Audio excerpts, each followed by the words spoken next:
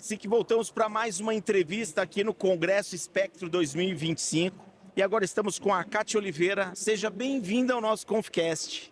Muito obrigada. É uma honra estar aqui. Obrigado por estar aqui com a gente, trazendo informações importantes. Você que é uma neuropsicopedagoga, 10 anos já na estrada aí nas escolas, né, transitando entre escola e clínica, de Betim, Minas Gerais. Isso. Inclusive, eu quero mandar um abraço para a família Fernandes, Liliane, Fernando Fernandes. Estão aqui, ó, uma terapeuta que com certeza pode ser de auxílio. Eles têm um filho, né? Olha que interessante. Que é Thea, né? Que é uma família atípica, né? E eles sempre buscam informações, tanto que eu me aprofundei um pouco de conhecimento do autismo com eles também. Bacana. Então é muito interessante. Mas vamos lá, vamos falar sobre um tema muito importante, que é o desfraude, a dificuldade que uma mãe, quando é uma família atípica, tem no desfraude da criança, né? Isso é muito comum hoje no Brasil? É muito comum e a busca tem crescido cada vez mais, né? Porque a maioria dos métodos tradicionais, eles consideram crianças típicas. Então, eles não têm aquele olhar diferenciado para o autismo, que é tão importante. E quais são os desafios no momento do desfraude e a importância de um profissional para auxiliá-los? Temos muitos, são vários desafios. Eu posso citar como maior assim, desafio a comparação, né? Tanto ali das famílias, quanto na escola, os colegas, já está na idade. Esse menino já tinha que estar sem fralda. É uma pressão por É uma pressão vizinhos. desnecessária e que não ajuda. Certo. Então, às vezes, a gente se preocupa muito ali com o tempo cronológico e não no autismo a gente não pode se preocupar com esse tempo. Eu tive pacientes de 12 anos que eu já consegui ajudar no desfraude, mas essa criança ainda usava fraldas. Recentemente eu atendi uma mamãe online, se eu não me engano, do Rio de Janeiro, um jovem de 19 anos. Então você percebe aí como é difícil esse processo. Porque se fosse simples, as estratégias que todo mundo usa, né, que a gente encontra aí no Google, funcionaria. É verdade, né? Com certeza. Precisa de uma ajuda profissional, Com né? certeza. Um grande desafio também, um outro desafio muito grande é a rigidez cognitiva. Crianças autistas tendem a ter essa rigidez maior. Então, qualquer mudança na rotina, qualquer mudança da ordem em que as coisas acontecem, já vai travar e já vai atrapalhar. Por isso que a gente vê tantas tentativas frustradas, né? Isso que acontece, porque a mãe vê ali uma coisa que funcionou com a vizinha, vou fazer. Então, vai lá e testa com a criança, não dá certo. Mais um estresse, mais uma tentativa frustrada, né? Então, quando a gente começa do jeito certo, a gente tende a evitar essas tentativas e a gente tende a acertar. Isso gera mais leveza, mais tranquilidade, menos sofrimento para a criança, de um modo geral. E como que pode ser feito um processo de forma respeitosa, auxiliando, dando suporte para os pais, profissionais, educadores? De forma respeitosa, quando eu digo, sempre o nosso foco é a criança. Então, não é o que eu quero, não é o que a professora quer, não é o que a terapeuta quer. É bom para a criança? Vai funcionar para essa criança? Porque também não é qualquer criança autista que vai funcionar a técnica X, por exemplo. Lá dentro do meu curso, eu tenho lá mais de 15 técnicas, mas nem todas vão servir para o seu filho, por exemplo. Então você tem um curso, você tem uma mentoria que você dá para os seus professores. Eu criei, né, o primeiro método que une neurociência adaptado ao autismo e que ainda se preocupa com a saúde emocional das mães.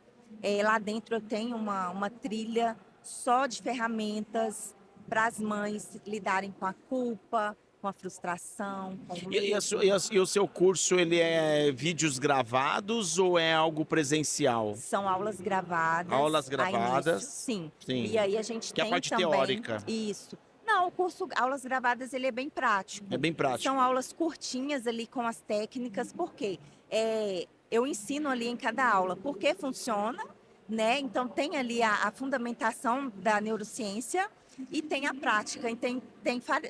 Então tem várias formas de adaptar cada técnica para essas mães ajustarem ali na sua realidade. E tem o atendimento online que é mais direcionado. Que é mais Então, personalizado. isso. Então, se a mãe fez o curso e ainda assim, não estou conseguindo colocar em prática, você me ajuda, eu vou lá e a gente faz uma chamada de vídeo, um acompanhamento. E você chega a ajudar presencialmente também ou não? Presencial ainda não aconteceu. Tá. Né? Mas foi mais com os meus pacientes mesmo. Sim. Mas ali o curso nasceu disso. Então são as mesmas orientações que eu dou para as mamães ali no consultório que foi se tornando. E quais os principais erros que travam esse processo de aprendizagem? Nossa, tem muitos erros. São muitos.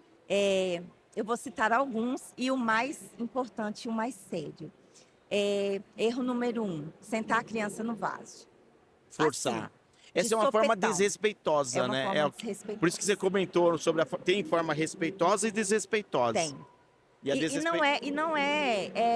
não é proposital da família, sim, do cuidador, mas a falta de informação mesmo, né? Eu costumo dizer que a gente erra pela falta de informação, né? Na maioria das vezes. Então, sentar essa criança no vaso, forçadamente. Imagina que essa criança autista tem uma sensibilidade sensorial muito grande. Ela vai sentir o vaso gelado, ela vai ter medo do barulho da descarga, né? Então, são várias questões ali no ambiente do banheiro que pode atrapalhar e pode travar. Tirar a fralda e deixar sem fralda, sem falar nada, sem ter ali um preparo para isso, é um erro também, mas o principal erro é começar pelo fim.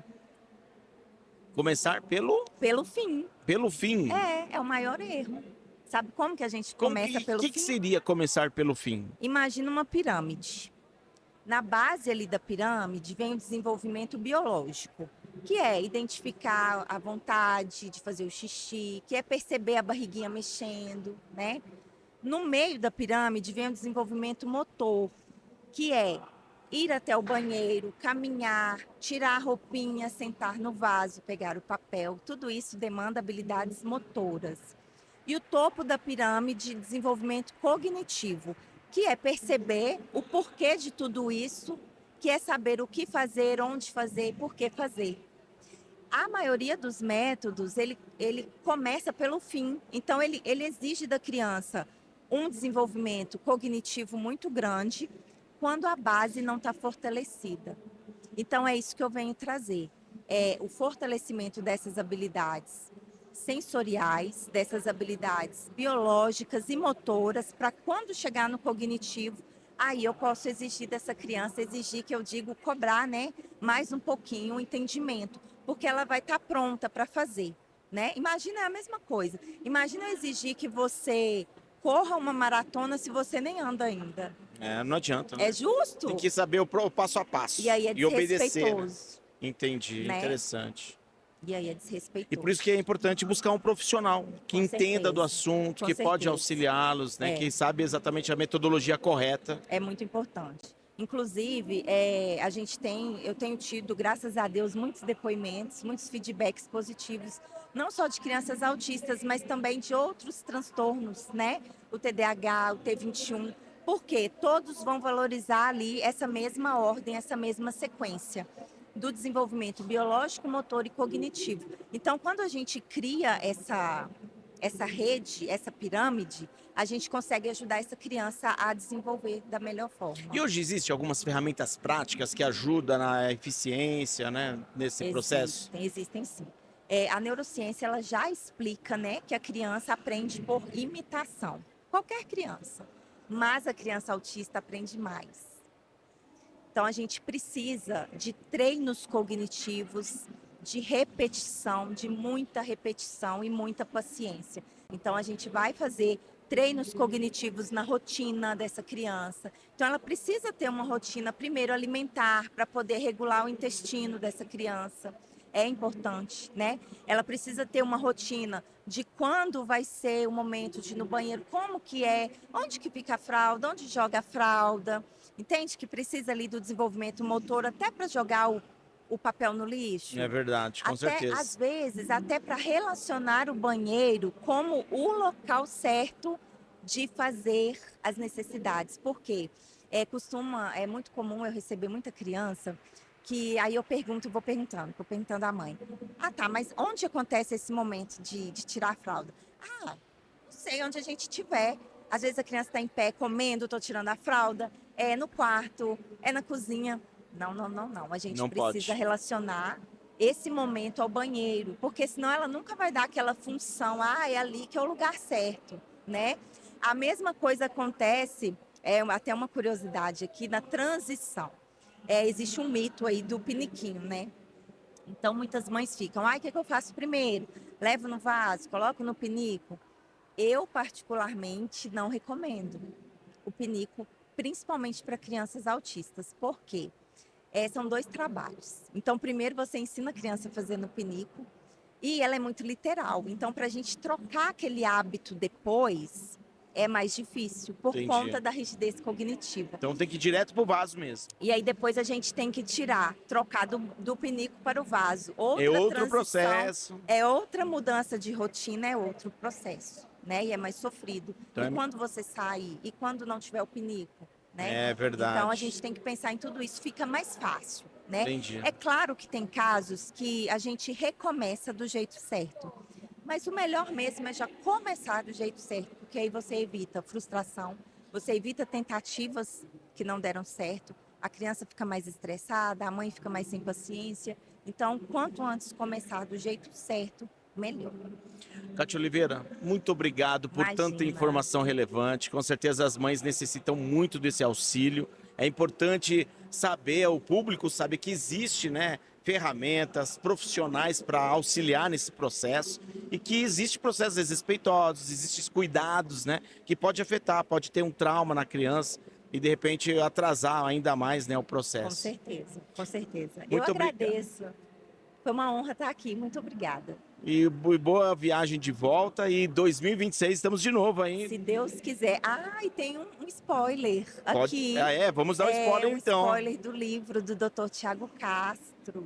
Como que vai ser isso? Autismo para bebês. Autismo para bebês. É um Você vai ser promissor também tema. coautora. Vou ser coautora. E vai muito falar feliz. sobre desfraude? O que você vai falar nesse livro? Ainda não definimos o tema, vou deixar aí de curiosidade. Sim, excelente, pessoas, muito tá bom. Então aí fica o spoiler, né? Mais um livro aí, lançado como coautoria aí da Cátia Oliveira. Será muito bem-vindo. Vai ser no Congresso 2026? Ainda não sabemos a data. Não sabe a data ainda? Ainda está Excelente. novinho esse Queremos spoiler. acompanhar esse lançamento, Tá bom. Nos mantenha informados. Com certeza, serão muito bem-vindos também lá em Minas Gerais, na terra do pão de queijo.